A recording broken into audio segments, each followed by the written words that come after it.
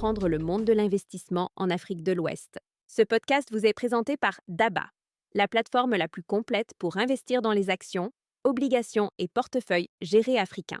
Vous pouvez télécharger l'application DABA sur vos stores Google et Apple préférés. On commence avec une excellente nouvelle pour les investisseurs. Les indices phares de la BRVM ont progressé légèrement, confirmant la résilience du marché malgré des volumes d'échanges en baisse. Le BRVM Composite, l'indice qui regroupe toutes les sociétés cotées, a clôturé à 318,99 points, en hausse de 0,13% sur la séance. Cela peut sembler faible, mais c'est un signal de stabilité. Depuis le début de l'année, cet indice affiche une progression de plus de 15%, ce qui traduit une véritable dynamique haussière dans la région. Le BRVM 30, qui suit les 30 plus grandes entreprises cotées, a lui aussi progressé, avec une hausse de 0,13% pour terminer à 154,88 points. Quant à l'indice Prestige, qui regroupe les 10 plus belles capitalisations, il a gagné 0,11%, atteignant 132 points. Pour les investisseurs, cela montre que même dans un contexte d'échange plus calme, les grandes entreprises de la place continuent d'attirer la confiance. Maintenant, regardons de plus près ce qui a fait bouger le marché du côté des actions. Les plus fortes hausses du jour sont impressionnantes. En tête, CFAO Motors Côte d'Ivoire, qui a bondi de 7,25% pour atteindre 740 francs CFA.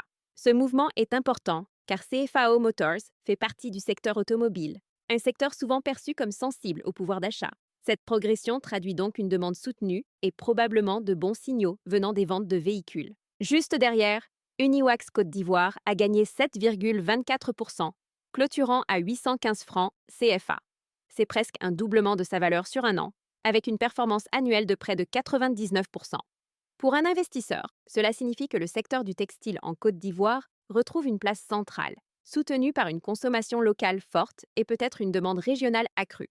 Quand un titre double quasiment en un an, c'est un rappel fort de l'importance de diversifier son portefeuille. Neuilly Seda, Côte d'Ivoire, actif dans l'édition, a gagné 4,17%, atteignant 625 francs CFA. Même si l'action reste en retrait de 16% sur un an, cette reprise quotidienne peut signaler un regain d'intérêt. Pour les investisseurs, c'est un exemple de titre volatile qui peut convenir à ceux qui cherchent à capter des opportunités de court terme. Autre hausse notable, Air Liquide Côte d'Ivoire, qui progresse de 3,48% pour atteindre 595 francs CFA. Cette société industrielle, spécialisée dans les gaz médicaux et industriels, bénéficie sans doute de la demande continue dans les secteurs hospitaliers et manufacturiers. Pour un investisseur, c'est un titre défensif, utile pour équilibrer un portefeuille. Enfin, la Société des caoutchoucs de Grand Bérébi, SOGB Côte d'Ivoire, a avancé de 2,86%, clôturant à 7 745 francs CFA. Sur un an, sa performance est spectaculaire. Plus de 68% de hausse. Cela reflète la vigueur du secteur agricole, notamment du caoutchouc, porté par la demande internationale. Du côté des baisses, on retrouve Bernabé Côte d'Ivoire, en recul de 4,76% à 1800 francs CFA. Malgré ce repli, l'action reste en hausse de près de 69% sur un an, ce qui montre que la tendance de fond reste positive. Pour les investisseurs, c'est un rappel que même les meilleures trajectoires connaissent des corrections temporaires. Aura Group Togo a reculé de 3,51% pour finir à 1650 francs CFA. C'est une valeur bancaire qui reste fragile cette année, affichant une perte annuelle de 14%.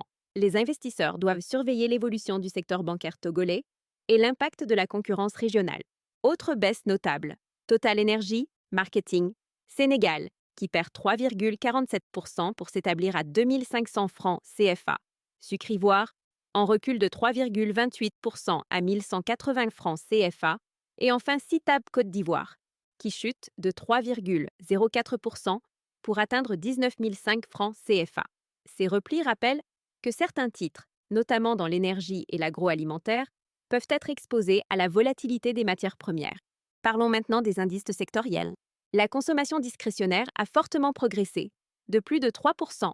Ce secteur comprend les biens et services non essentiels, comme l'automobile et le textile, qui ont été portés par CFAO Motors et Uniwax. Pour un investisseur, cela confirme que la reprise de la consommation est solide dans la région.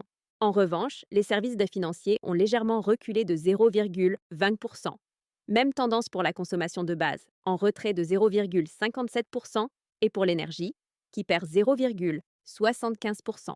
Ces baisses ne sont pas alarmantes, mais elles montrent que certains secteurs entrent dans une phase de consolidation après plusieurs mois de hausse. Du côté obligataire, la journée a été marquée par une baisse significative du volume échangé, avec seulement 2420 et une obligation négociée, soit une chute de plus de 84% par rapport à la séance précédente. La valeur transigée atteint 21 89 750 francs CFA, en baisse de près de 86%. Cependant, 2 obligations ont enregistré des hausses, ce qui montre que certaines lignes restent attractives pour les investisseurs.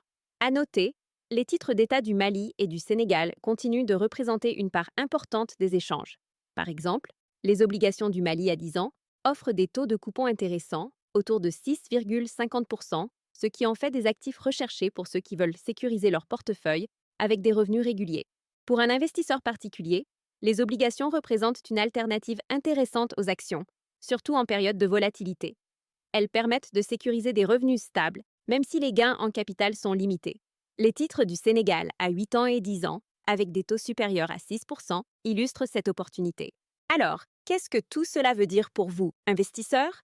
Premièrement, les hausses spectaculaires d'Uniwax et de CFAO Motors montrent qu'il existe des opportunités dans des secteurs qui reflètent directement la consommation locale. Deuxièmement, la stabilité des grands indices prouve que malgré des échanges réduits, la confiance dans les marchés reste forte. Troisièmement, le marché obligataire continue de fournir une sécurité intéressante pour diversifier et équilibrer les portefeuilles. Pour ceux qui débutent, c'est un rappel important. Investir en Afrique francophone, ce n'est pas seulement une question de suivre l'actualité, mais aussi de comprendre comment chaque secteur peut impacter votre quotidien. Que vous soyez commerçant, salarié ou entrepreneur, ces évolutions influencent votre pouvoir d'achat, vos coûts de financement et vos perspectives d'épargne. Et pour aller plus loin, n'oubliez pas DABA Pro. Avec DABA Pro, vous recevez chaque semaine des recommandations exclusives, des analyses détaillées de titres en bourse et vous bénéficiez de frais réduits pour investir. C'est l'outil indispensable pour transformer l'information en action et bâtir votre patrimoine en toute confiance. C'est tout pour cet épisode. Merci d'avoir écouté le podcast Parlons Marché. On se retrouve demain pour un nouveau résumé. Si cet épisode vous a plu, laissez-nous une note, abonnez-vous et partagez autour de vous. Petit rappel, ces informations sont à but éducatif uniquement. Faites toujours vos propres recherches ou consultez un conseiller financier avant toute décision d'investissement. Et téléchargez l'application DABA pour commencer à investir dans les actions, obligations et portefeuilles gérés africains et accéder à d'autres contenus utiles. D'ici là, continuez d'apprendre et de faire croître votre intelligence financière.